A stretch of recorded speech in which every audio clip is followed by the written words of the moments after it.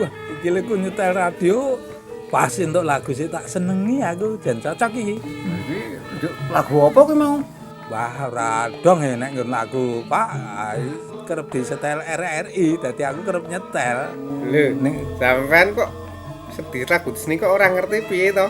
Ya ora apa-apa, miwatan seneng e. Apik kowe. Lah iya, nggo tangga stres banget, stres. Lagu yang sedang mereka dengarkan adalah Kui Opo Kui, salah satu lagu Jawa yang terkenal pada masanya. Lagu ini diciptakan oleh salah satu maestro seni Indonesia yang telah mengepakkan sayapnya hingga ke kancah dunia. Namun sayangnya, saat ini tidak banyak masyarakat yang mengetahui siapakah beliau, bahkan karya-karyanya. Kisah ini menceritakan bagaimana sang empu dapat menembus cakrawala.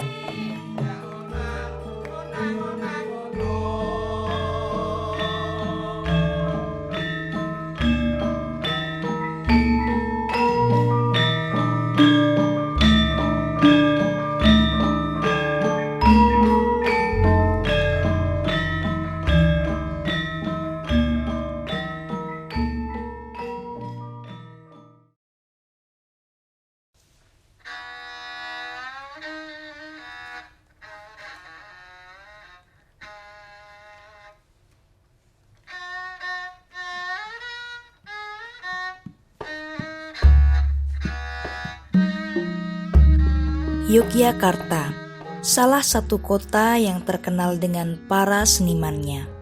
Banyak seniman besar yang lahir di kota istimewa ini.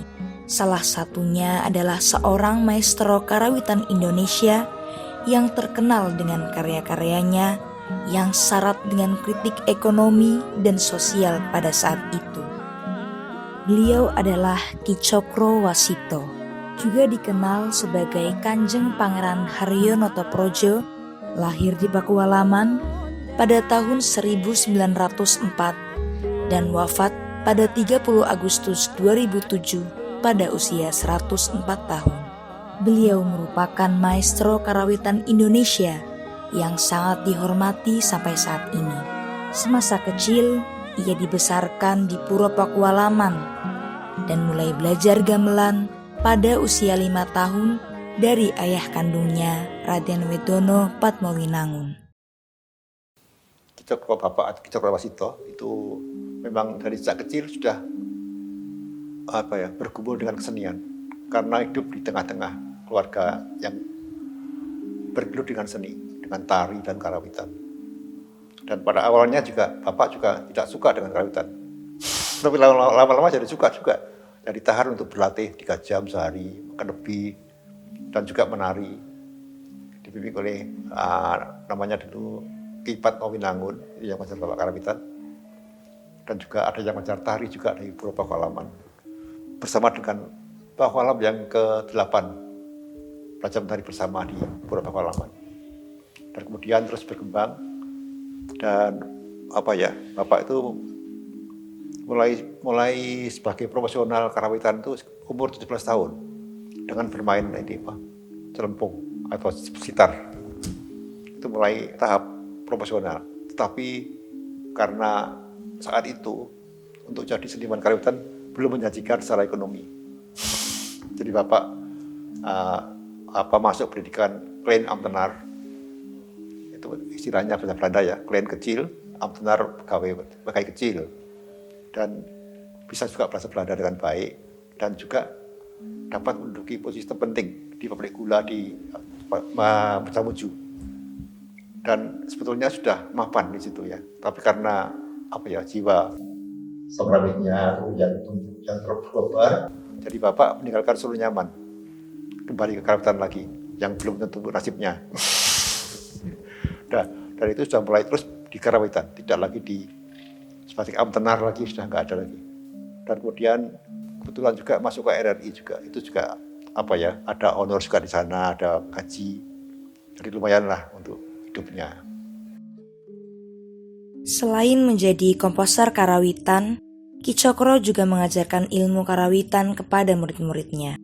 Murid beliau tidak hanya berasal dari Indonesia, namun banyak juga orang luar yang ingin belajar darinya. Pada sekitar tahun akhir 60,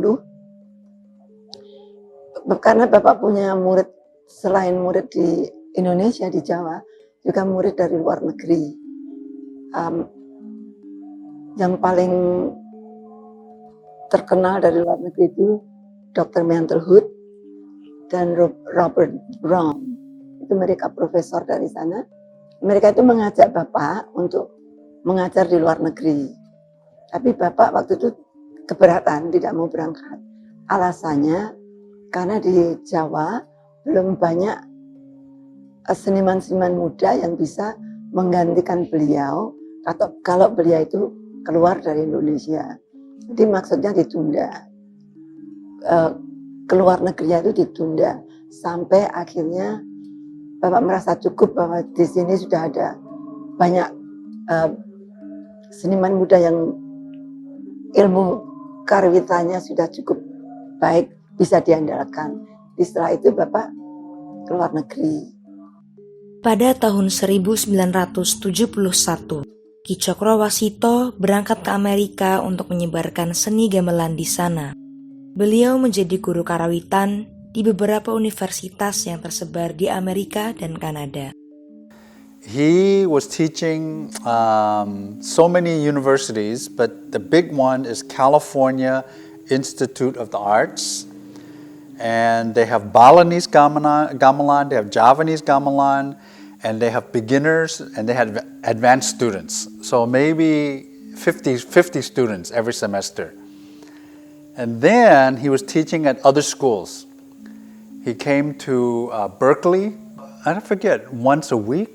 Yeah, maybe every week he would come to Berkeley, and then also he was teaching at University of California in Los Angeles.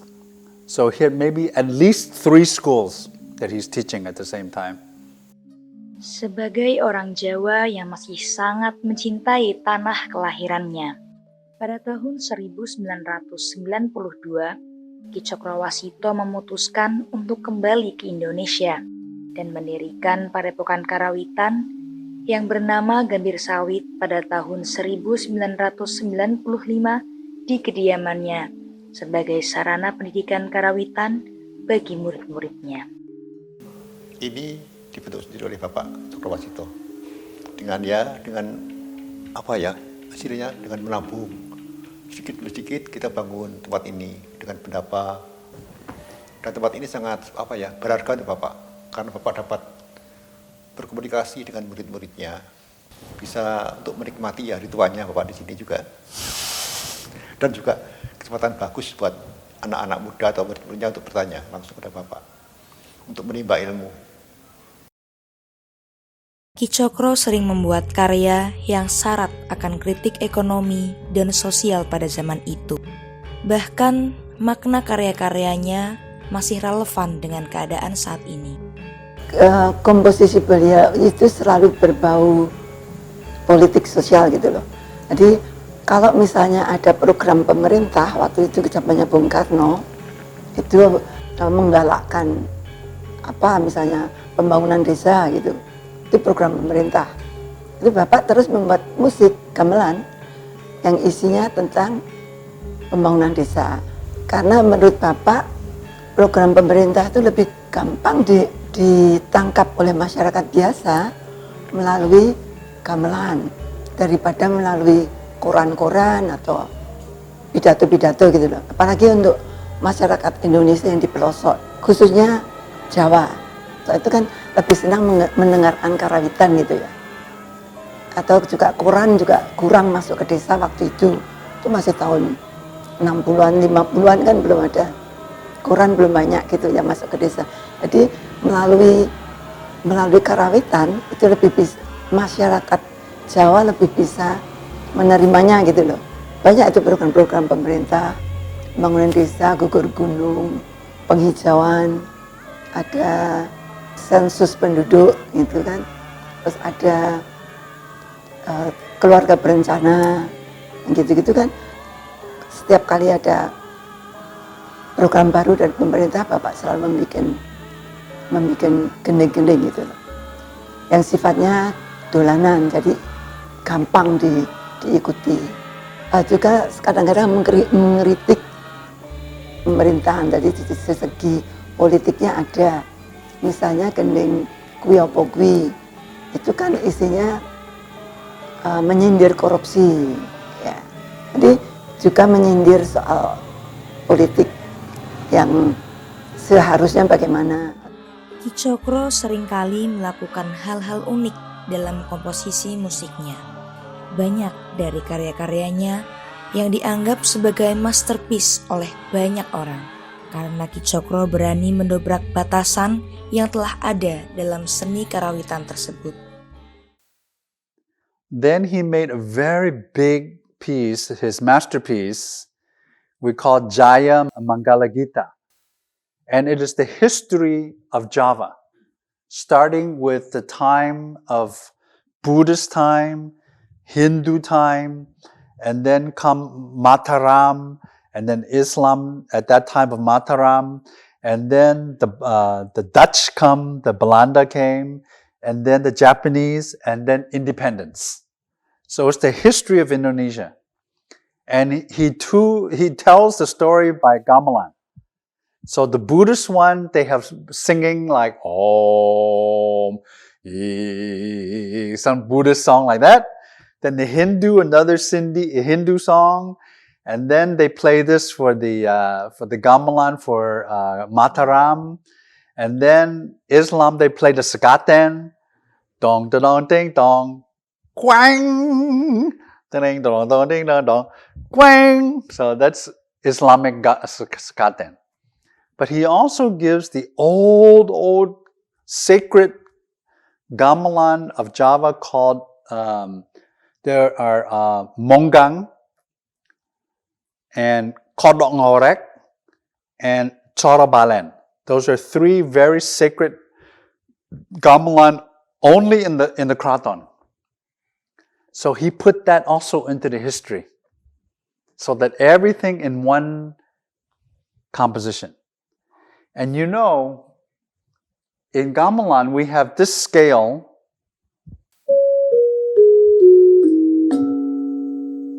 Then we have another one, different. And here different.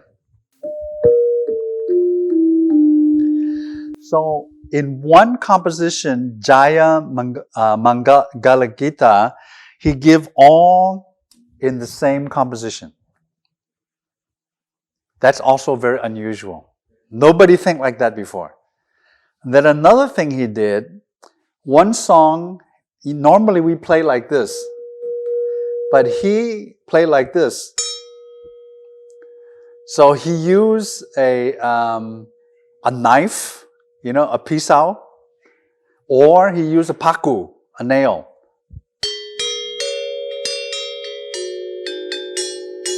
Like that. That was also very unusual. 1952, nobody think like that. So we can say that is like a kind of avant-garde or contemporary music that he did in 1952. 4, 3, 2, 1. We have ignition and we have liftoff. We have liftoff of the Titan Centaur, carrying the first of two Voyager spacecraft to extend man's senses farther into the solar system than ever before. Pada tahun 1977, NASA meluncurkan 2 roket Voyager-nya. Isi roket tersebut adalah sebuah piringan emas yang berisi pesan dari bumi untuk makhluk luar angkasa. Salah satu konten yang dipilih oleh NASA pada saat itu adalah lagu Puspawarno yang dimainkan oleh Ki Cokrowasito. Hal ini membuat beliau disejarkan dengan musisi-musisi besar dunia seperti Beethoven dan Mozart. Karena yang dikirim ke sana itu kalau tidak salah gendingnya adalah gending Puspawarna. Nah, gending Puspawarna itu adalah karya Sri Mangkunegoro IV dari Mangkunegaran. Nah, tetapi gending itu direkam oleh Pakualaman yang pada waktu itu dipimpin oleh Ki Cokrowasito. Kebetulan gending itu adalah gending kebesaran baik di Mangkunegaran maupun di Pakualaman. Nah, kemudian setelah itu Ki Cokro terbang ke Amerika, ngajar di Amerika. Nah, di Amerika punya nama besar Ki Cokrowasito itu karena karya-karyanya yang luar biasa, bahkan disejajarkan, disetarakan dengan karyanya Beethoven, dengan karyanya Mozart, begitu. Jadi itu memang kenyataan, sehingga salah satu karya yang direkam oleh atau gending yang direkam oleh Amerika yang pada waktu dilakukan dan atau dipimpin oleh Ki Cokro itu dipilih untuk disimpan di pesawat tanpa awak yang disebut Voyager itu. Puspawarna itu, puspa itu bunga, warna itu adalah aneka warna. Jadi warna-warna bunga. Kalau lihat cakepannya itu di sana kan berbicara tentang bunga-bunga. Sehingga di Puspawarna itu adalah menggambarkan seperti taman bunga, ya, taman bunga. Oh, di sini ada bunga, ini ada bunga, ini ada bunga, ini ada yang macam-macam. Anda pasti akan sangat senang sekali kalau masuk taman, di sana ada beraneka macam bunga. Daripada masuk taman tapi hanya ada satu bunga. Kira-kira pasti senang yang mana? Pasti yang banyak bunga kan? Nah, itu loh. Iya. Jadi Sri Mangkunegoro itu juga menganalogikan bahwa kondisi di Republik ini seperti di taman bunga. Karena dengan banyaknya suku, ya, suku, kalau di Jawanya ada suku Jawa, ya, suku Sunda, itu baru di Jawa. Di luar Jawa semakin kaya lagi, gitu. Sehingga kalau aneka macam suku itu, kalau itu bisa dirangkai menjadi satu, itu alangkah indahnya, ya, alangkah indahnya. Daripada hanya satu suku, nah kan? Nah, ini adalah tantangan. Ini adalah merupakan potensi yang luar biasa apabila kita bisa merangkum dari berbagai suku itu menjadi satu. Itu loh. Filosofinya seperti gending Puspawarna itu. Ya. Ki Cokrowasito telah membuktikan kepada kita semua bahwa gamelan bukanlah hanya sekedar musik, namun gamelan bisa menjadi alat pemersatu golongan yang berbeda, bahkan menjadi sarana pembangunan masyarakat. Tahun ke tahun, nama Ki Cokrowasito tidak akan pernah mati. Perjalanannya tetap akan menjadi teladan bagi generasi muda. Tinggal bagaimana generasi muda tersebut dapat mengembangkan budayanya sendiri ke arah yang lebih baik. So the gamelan, maybe you never play, but you should learn to appreciate what is inside. You should buy CD, buy cassette, you should go to concert. Just like if we like Sheila 7, we go to the concert. We pay money, right? To go and sit there and listen to him play music. So you should come and listen to gamelan. So because if the young generation of Java, they do not listen to gamelan, no audience, then the gamelan will die. It's just like Sheila 7. If nobody go to buy ticket, they go out of business. So I think for younger generation, number one, you should take time to learn how to hear the gamelan. And I said you can buy CD, and then on the radio, the RRI, they always have siaran of gamelan, of the Keraton and Pakualaman. And also they have wayang kulit. In the wayang, there's gamelan. So I think that's one way that you can all keep the culture of music going up.